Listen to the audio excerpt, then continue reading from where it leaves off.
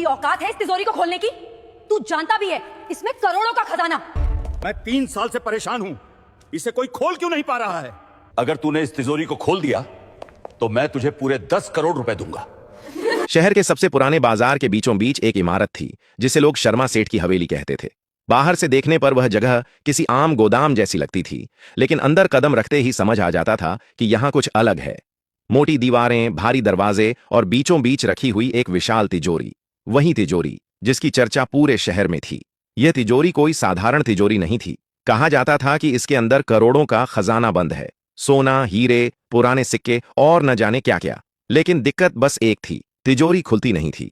पिछले 3 सालों से शर्मा सेठ ने हर मुमकिन कोशिश कर ली थी। बड़े बड़े इंजीनियर आए, लॉक एक्सपर्ट बुलाए गए, विदेशी मशीनें मंगवाई गईं। किसी ने कोड तोड़ने की कोशिश की, किसी ने सेंसर लगाए, लेकिन हर बार नतीजा एक ही रहा, तिजोरी वहीं की वहीं बंद। आज फिर वही दिन था।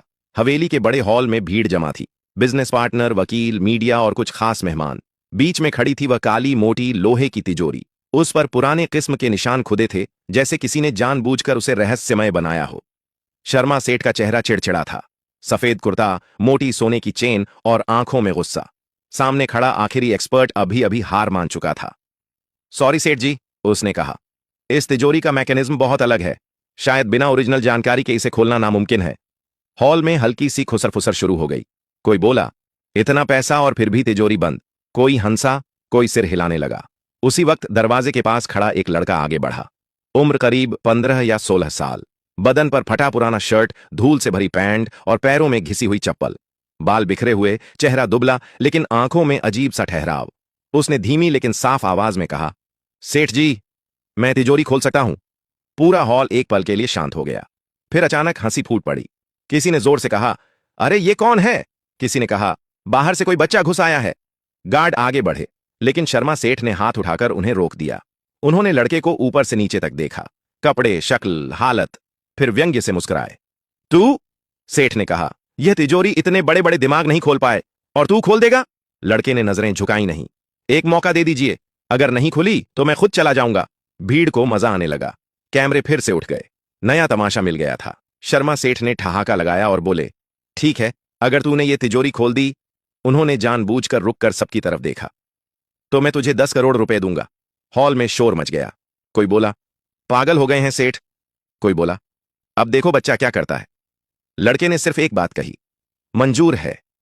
उसी पल, बिना किसी शोर के, वह लड़का तिजोरी की तरफ बढ़ा, और यहीं से शुरू होने वाला था वो खेल, जो सिर्फ ताले का नहीं, किस्मत का भी था। लड़का तिजोरी के सामने आकर खड़ा हो गया।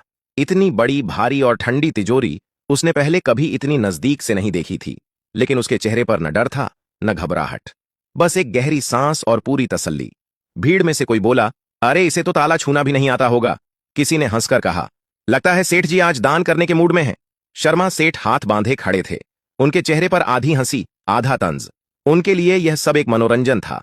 उन्हें यकीन था कि कुछ मिनटों में यह लड़का थककर खुद पीछे हट जाएगा। लेकिन लड़के ने किसी की बात नहीं सुनी।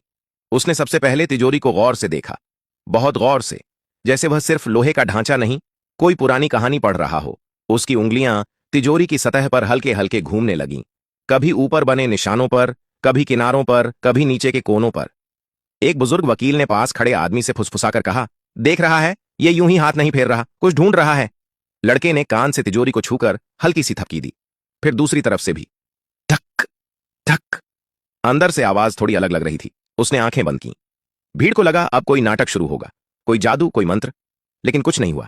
वह बस खड़ा रहा, शांत, जैसे अपने दिमाग में किसी नक्शे को दोहरा रहा हो। दरअसल उसका नाम नीरज था। नीरज पास की झुग्गियों में रहता था। उसका पिता कबाड़ी का काम करता था। टूटे ताले, जंग लगे बक्से, पुराने संदूक, यही नीरज की दुनिया थी। बचपन से वह अपने पिता के साथ कबाड़ छांटता रहा था। कई बार ऐसे ताले मिलते जो दिखने में बेकार होते, लेकिन नीरज घंटों बैठकर उन्हें खोल देता। उसे मशीनें नहीं आती थीं, उसे किताबों की भाषा नहीं आती थी, लेकिन उसे सुनना आता था। धातु की आवाज, दबाव का फर्क, खाली जगह का अंदाजा। नीरज ने तिजोरी के दाईं ओर बने एक छोटे से उभार पर उंगली रखी।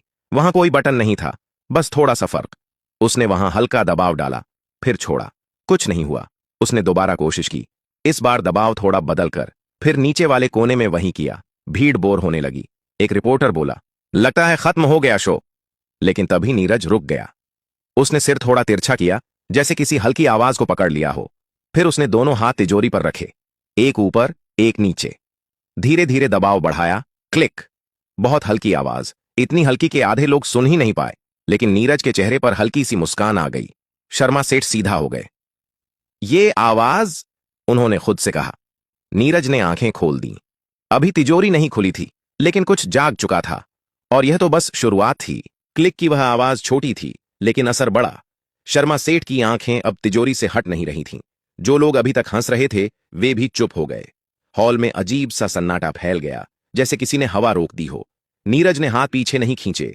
उसे पता था कि यह ताला एक झटके में नहीं खुलने वाला। यह उन तालों में से था जो ताकत नहीं, धैर्य पहचानते हैं। उसने फिर से तिजोरी को थपथपाया, इस बार अलग जगह। धक धक। एक तरफ से आवाज भारी थी, दूसरी तरफ खोखली। उसके माथे पर पसीने की हल्की बूंदें आ गईं।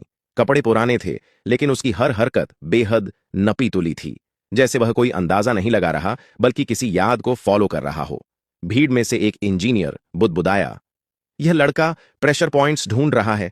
नीरज ने तिजोरी के नीचे झुककर देखा। वहां कोई ताला नहीं था, कोई लीवर नहीं, लेकिन धातु की बनावट थोड़ी अलग थी। उसने उंगलियों से वहां हल्का घुमावदार दबाव दिया। कुछ नहीं हुआ। उसने सांस छोड़ी, फिर दोबारा कोशिश की, इस बार पहले से थोड़ा धीमा। अंदर से फिर वही आवाज आई, गुड। अब यह आवाज साफ थी। शर्मा सेठ अनजाने में आगे बढ़ाए। रुको, उन्होंने कहा, कोई मशीन तो चाहिए हो, बता दें। नीरज ने बिना पलटे कहा, नहीं सेठ जी, मशीन उलझा देती है। यह तिजोरी सीधे हाथ से बात करती है। कई लोग चौंक गए। सीधे हाथ से बात करती है? नीरज ने तिजोरी के सामने खड़े होकर आंखें बंद कीं। उसने दोनों हथेलियां तिजोरी पर रखीं, जैसे कोई डॉक्टर मरीज की धड़कन सुनता है। कुछ सेकंड तक वह बिल्कुल स्थिर रहा। फिर उसने बाएं हाथ से ऊपर के हिस्से पर दबाव दिया और दाएं हाथ से नीचे की ओर हल्का सा स्लाइड किया। क्लिक। फिर एक और क्लिक। अब आवाजें साफ थीं। हॉल में खड़े कैमरे फिर से चालू हो गए। रिपोर्टर फुसफुसाने लगे, कुछ हो रहा है, यह बच्चा सच में कुछ कर रहा है। नीरज के दिमाग में उसके पिता की आवाज गूंज रही थी, हर ताला जल्दी नहीं खुलता बेटा, पहले उसे समझना पड़ता है। उसने तिजोरी के किनारे पर उभरे एक बेहद छोटे निशान पर उंगली रखी।